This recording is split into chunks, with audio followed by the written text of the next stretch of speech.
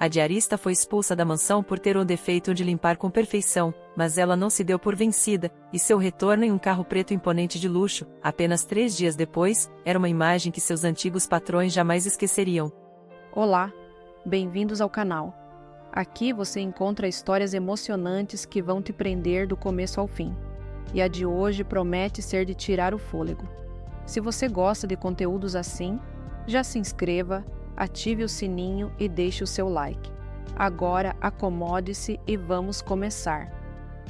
O cheiro de água sanitária e de cera recém-passada era quase um perfume para mim. Valéria, 38 anos, cearense da Gema, diarista. Não uma diarista qualquer, daquelas que passam um pano molhado e varrem a sujeira para debaixo do tapete.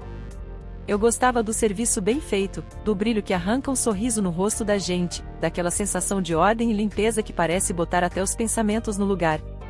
Chegava no horário, saía só quando tudo estava impecável. Esse era meu orgulho, minha assinatura. Morava no Grande Pirambu, e pegar o ônibus lotado às 6 da manhã, com o sol já querendo queimar a pele da gente antes mesmo do café, para chegar às 8 na mansão dos Amaral, na aldeota, era uma saga diária. Mas eu não reclamava. Trabalho é trabalho, e ter uma diária fixa 3 vezes por semana naquela casa de cinema era, para muitos, uma sorte grande.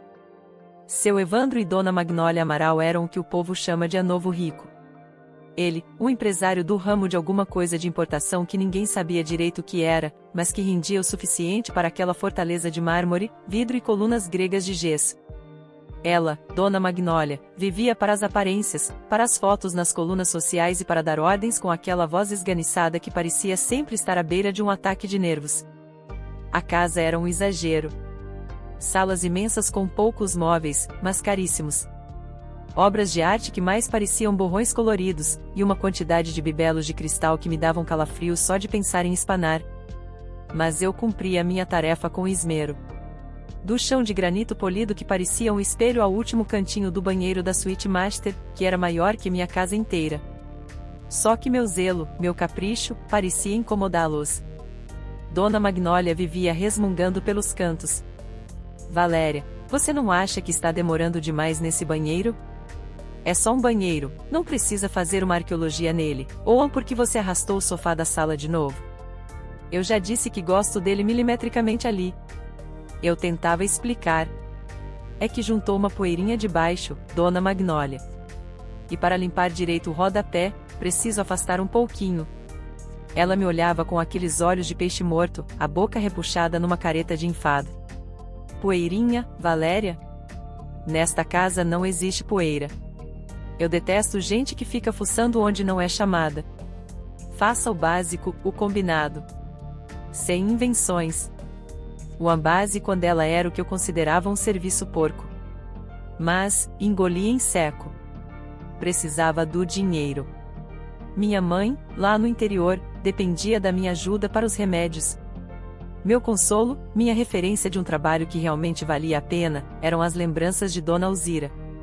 Uma senhora de quase 90 anos, doce como um mel de engenho, para quem fiz diária por quase 5 anos, antes dela se mudar para um apartamento menorzinho, mais perto da única sobrinha que ainda lhe restava, em outro estado. Dona Alzira morava num casarão antigo no Benfica, cheio de livros, de fotografias em preto e branco e de uma saudade mansa. Ela sim, valorizava meu trabalho. Valéria, minha filha, ela dizia, com a voz trêmula, segurando minhas mãos, suas mãos são de ouro. Você não limpa a casa, você traz a luz de volta para ela. E para mim? Eu cuidava dela com carinho, limpava cada cantinho com devoção, ouvia suas histórias, fazia companhia. Dona Alzira se foi há uns 6 meses. Senti uma tristeza imensa, como se perdesse uma avó. A sobrinha me ligou para agradecer o tempo que cuidei dela, disse que Dona Alzira sempre falava de mim com um carinho enorme. A gota d'água na mansão dos Amaral aconteceu numa terça-feira.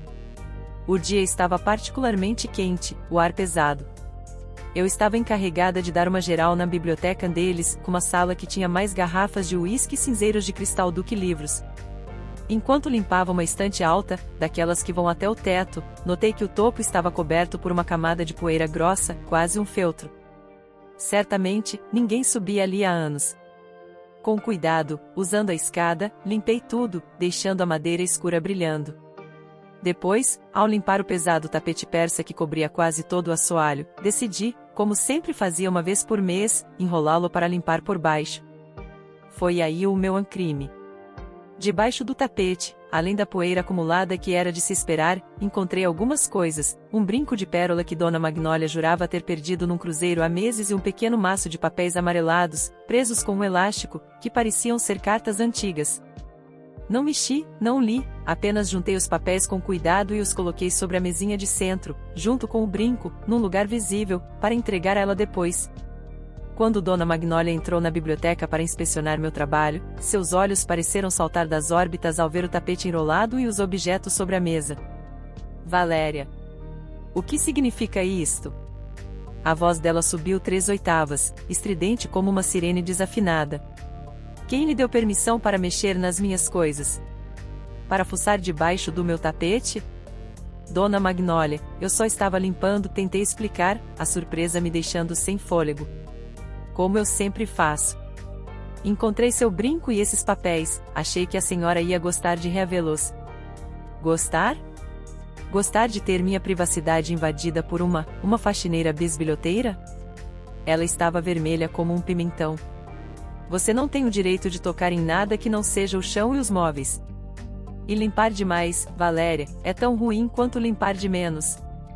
Mostra que você está xeretando, procurando coisas, querendo saber da vida dos outros. Seu Evandro entrou na sala, atraído pelos gritos. O que está acontecendo aqui, Magnólia, meu bem? Este absurdo, Evandro. Esta mulher está revirando a casa. Invadindo nossa privacidade sob o pretexto de limpeza excessiva. Quem ela pensa que é? Eu estava atônita. Limpar demais. Ser acusada de bisbilhoteira por fazer meu trabalho com o capricho que sempre me caracterizou? Mas, seu Evandro, Dona Magnólia, eu só queria fazer o melhor. A casa estava precisando de uma limpeza mais profunda em alguns cantos. Não precisamos da sua limpeza profunda, Valéria, seu Evandro disse, com uma frieza que cortava. Precisamos de discrição, de alguém que faça o serviço e não se meta onde não é chamada. Claramente, você não serve para trabalhar numa casa como a nossa. Pegue suas coisas. Seu dia está pago, mas não precisa voltar mais. Pago? Dona Magnólia interveio, venenosa. Ela deveria nos pagar pelo desaforo. Pela invasão. Mas, vá lá, Evandro, seja generoso com a coitadinha. Dê o dinheiro do dia e que ela suma daqui e não apareça nunca mais. Senti o chão sumir sob meus pés. Humilhada, acusada injustamente, descartada como um pano de chão velho. Meus olhos arderam, mas segurei as lágrimas com toda a força que tinha. Peguei minha bolsa, o dinheiro amassado que seu Evandro me estendeu com desdém, e saí daquela mansão com o coração em pedaços e a dignidade ferida. Não olhei para trás. Aquele brilho que eu tanto prezava, o brilho da limpeza, tinha se apagado dentro de mim, substituído pela sombra da injustiça. Os 2 dias seguintes foram um tormento. A humilhação remoía meu peito, e a preocupação com as contas me tirava o sono. Liguei para outras patroas, mas diária não se acha de uma hora para outra. Fortaleza é grande, mas o mercado para diaristas é concorrido, e uma indicação faz toda a diferença. E que indicação eu teria dos Amaral? Cuidado, ela limpa demais e pode descobrir seus segredos. Iria parecer piada. Minha cabeça não parava de dar voltas. O que havia de tão errado em ser zelosa? Em querer entregar um trabalho impecável? Lembrei-me de Dona Alzira, do carinho com que ela apreciava cada detalhe, cada vaso de flor que eu tirava o pó com cuidado, cada livro que eu organizava na estante dela como se fossem tesouros. Para ela, meu zelo era uma virtude, uma prova de respeito. Para os Amaral, era uma ameaça, uma invasão. Que mundo era aquele, que invertia valores de forma tão cruel? Eu me sentia pequena, impotente. Aquele coitadinha de Dona Magnólia ecoava em meus ouvidos. Será que era isso que eu era? Apenas uma coitadinha, uma faxineira que podia ser descartada ao menor capricho dos patrões? A ideia me revoltava. Eu tinha orgulho da minha profissão, do meu suor. E sabia que meu trabalho tinha valor, mesmo que alguns não o reconhecessem. Na quinta-feira à tarde, 3 dias após a expulsão, eu estava em casa, remendando umas roupas velhas para passar o tempo e espantar os maus pensamentos, quando o celular tocou. Número desconhecido. Atendi com receio, esperando ser alguma cobrança. Alô, boa tarde. Gostaria de falar com a senhora Valéria Matias dos Santos, por gentileza. A voz do outro lado era masculina, formal, educada. Sou eu mesma. Quem gostaria? Meu nome é Dr. Herculano Peixoto. Sou advogado. Estou ligando referente ao testamento de uma antiga cliente minha, a senhora Alzira Dávila Correia. A senhora a conheceu? Meu coração deu um salto. Dona Alzira? Testamento? Sim, doutor. Conheci Dona Alzira muito bem. Fui diarista dela por muitos anos. Uma pessoa maravilhosa. Mas, o que tem o testamento dela? Pois bem, senhora Valéria. Dona Alzira faleceu há pouco mais de 6 meses, como a senhora deve saber. O testamento dela foi aberto recentemente, após todos os trâmites legais. E a senhora é uma das principais beneficiárias. Fiquei em silêncio, tentando processar a informação. Beneficiária? Eu? Doutor, acho que houve algum engano. Eu era apenas a diarista dela. Não há engano nenhum, senhora Valéria. Dona Alzira não tinha herdeiros diretos próximos, apenas uma sobrinha que já é bastante idosa e financeiramente estabelecida, e a quem ela também deixou um legado. Mas ela fez questão de registrar em testamento, de forma muito clara e com testemunhas, o desejo de deixar para a senhora uma parte considerável de seus bens, como reconhecimento pela sua dedicação, honestidade, segundo as palavras dela mesma no documento, pela amizade e pelo carinho que transformaram seus últimos anos de vida. Senti minhas pernas fraquejarem. Tive que me sentar na beira da cama. Uma parte considerável dos bens? Dona Alzira sempre viveu de forma simples, no seu casarão antigo, mas eu sabia que a família dela era tradicional, possuía imóveis, terras no interior. Nunca imaginei. Doutor, eu não sei o que dizer. As lágrimas, aquelas que segurei na mansão dos Amaral, agora corriam soltas pelo meu rosto. Mas eram lágrimas de espanto, de gratidão, de uma emoção que eu não conseguia nomear. Não precisa dizer nada agora, senhora Valéria. Gostaria de marcar uma reunião com a senhora aqui no meu escritório para explicarmos todos os detalhes, os valores, os próximos passos. A senhora teria disponibilidade para vir amanhã? Desliguei o telefone ainda em estado de choque. Dona Alzira, minha querida Dona Alzira, ela não tinha se esquecido de mim. Ela tinha reconhecido meu valor de uma forma que eu jamais poderia sonhar. Aquela senhora, com sua aparente fragilidade, possuía uma fortuna discreta e um coração imenso. E decidirá compartilhar uma parte significativa dela comigo, a diarista. Era quase inacreditável. Uma reviravolta que nem nos meus sonhos mais delirantes eu poderia ter imaginado. O desprezo dos Amaral, a humilhação, tudo aquilo parecia tão pequeno, tão insignificante diante daquele gesto de generosidade póstuma. A noite foi longa, quase não preguei o olho. A cabeça a mil, o coração disparado.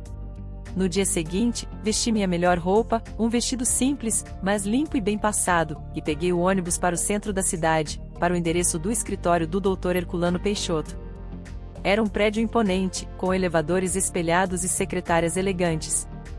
Senti-me um peixe fora d'água, mas respirei fundo e anunciei meu nome. Dr. Herculano era um senhor grisalho, de óculos e um ar sereno. Recebeu-me com uma gentileza que me lembrou Dona Alzira. Explicou-me tudo com paciência. Dona Alzira havia deixado para mim um apartamento de 3 quartos no bairro de Fátima, que estava alugado e já me renderia uma boa quantia mensal, além de uma quantia em dinheiro aplicada em investimentos, que era mais do que eu conseguiria juntar em 3 vidas de trabalho duro como diarista. Ela especificara no testamento que essa era sua forma de garantir que eu tivesse uma velhice tranquila e digna, livre de preocupações financeiras, como recompensa pela lealdade e pelo afeto genuíno a que eu lhe dedicara. Chorei de novo, ali mesmo, na frente do advogado. Eram lágrimas de gratidão, de saudade de Dona Alzira, e de um alívio imenso. Eu não era mais a coitadinha. Eu era Valéria Matias dos Santos, herdeira de Dona Alzira Dávila Correia. A vida, com suas voltas e reviravoltas, me surpreendera da forma mais extraordinária. Nos dias que se seguiram, com a ajuda de Dr. Herculano, comecei a organizar minha nova vida. Abri uma conta bancária para receber os aluguéis e os rendimentos. Visitei o apartamento que Dona Alzira me deixará, que era lindo, espaçoso, com varanda e vista para o verde. Por enquanto, o inquilino permaneceria, garantindo minha renda. Pensei na minha mãe, no interior. Agora eu poderia proporcionar a ela um tratamento de saúde melhor, uma casa mais confortável. E então, veio a ideia. Uma ideia que começou como um pensamento fugaz, quase uma travessura, mas que foi ganhando força. Eu precisava voltar à mansão dos Amaral. Não para discutir, não para esfregar minha nova condição na cara deles.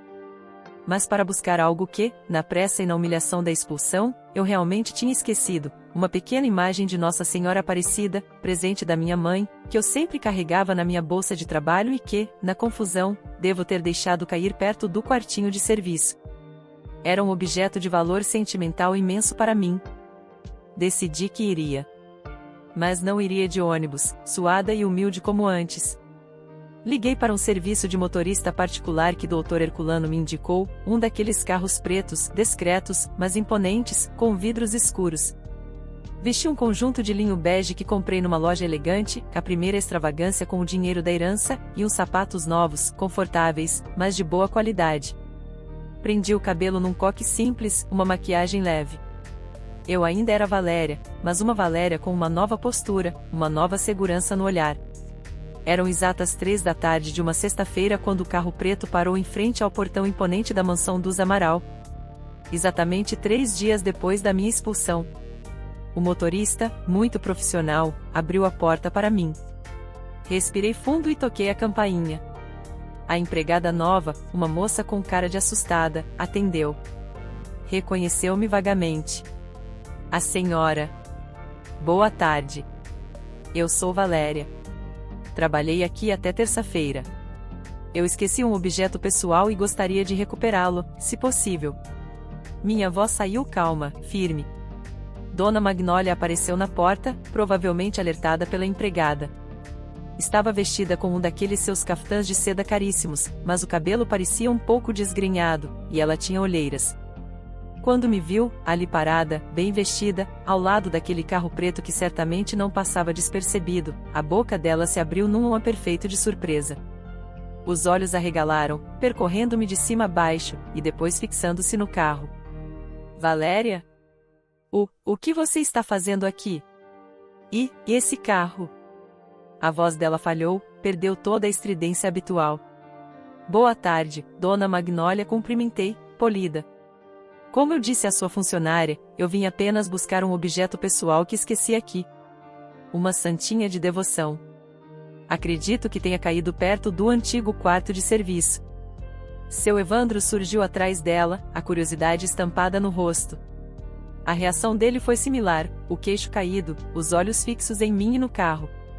Pareciam estar vendo uma miragem. Ah, sim, claro, Dona Magnólia gaguejou, ainda atordoada. A empregada pode procurar para você. Ou, procure você mesma. Havia uma hesitação na voz dela, uma incerteza que eu nunca tinha visto antes. Agradeço, mas prefiro que sua funcionária procure, se não for incômodo. É uma imagem pequena, de Nossa Senhora Aparecida. Deve estar perto da área de serviço. Enquanto a empregada ia, nervosa, procurar a santinha, instalou-se um silêncio constrangedor. Dona Magnólia e seu Evandro me olhavam como se eu fosse um extraterrestre. Eu mantive a postura, o olhar sereno, esperando. Não havia triunfo explícito no meu rosto, mas uma tranquilidade que parecia desarmá-los. A empregada voltou com minha santinha na mão. Achei, estava caída atrás de um balde. Peguei a imagem, agradeci com um aceno de cabeça. Muito obrigada. Era só isso. Lamento o incômodo. Olhei para Dona Magnólia e seu Evandro. Tenham um bom dia. Virei-me e caminhei lentamente em direção ao carro. O motorista abriu a porta para mim. Entrei, ajeitei-me no banco de couro macio. Antes que o carro partisse, olhei pelo retrovisor. Os dois ainda estavam parados na porta da mansão, boquiabertos, observando o carro preto se afastar. A imagem deles, congelada no tempo, com aquela expressão de incredulidade e talvez um pingo de arrependimento, foi o meu troféu silencioso. Não houve discursos, não houve acusações, não houve vingança. Apenas a constatação, para eles e para mim, de que a vida dá voltas. E que a diarista coitadinha, expulsa por limpar demais, tinha retornado não para esfregar na cara deles uma nova riqueza, mas para resgatar um símbolo da sua fé e da sua história, e para mostrar, sem palavras, que o valor de uma pessoa não está no saldo bancário ou na suntuosidade da casa onde mora, mas na dignidade com que vive e no respeito com que trata os outros. Enquanto o carro se afastava daquela mansão de aparências, senti um alívio profundo e uma alegria serena. A herança de Dona Alzira era uma bênção, um presente inesperado que mudaria a minha vida material para sempre. Mas a maior herança que ela me deixou foi a certeza de que a bondade, a honestidade e o trabalho feito com amor, mais cedo ou mais tarde, encontram seu reconhecimento. E o meu reconhecimento não estava no espanto dos Amaral, mas na paz que eu sentia no meu coração e na oportunidade de construir um futuro onde meu zelo e minha dedicação seriam sempre virtudes. O cheiro de cera e água sanitária talvez não fosse mais meu perfume diário, mas a lembrança do brilho que minhas mãos podiam criar permaneceria comigo, como um farol a guiar meus novos caminhos. Gostou da história de hoje? Então ajude o canal apenas compartilhando esta história com 2 amigos, pois isso nos ajudará demais. Comente a sua opinião, e se inscreva no canal, para receber nossas belas histórias. Ative também o sininho das notificações.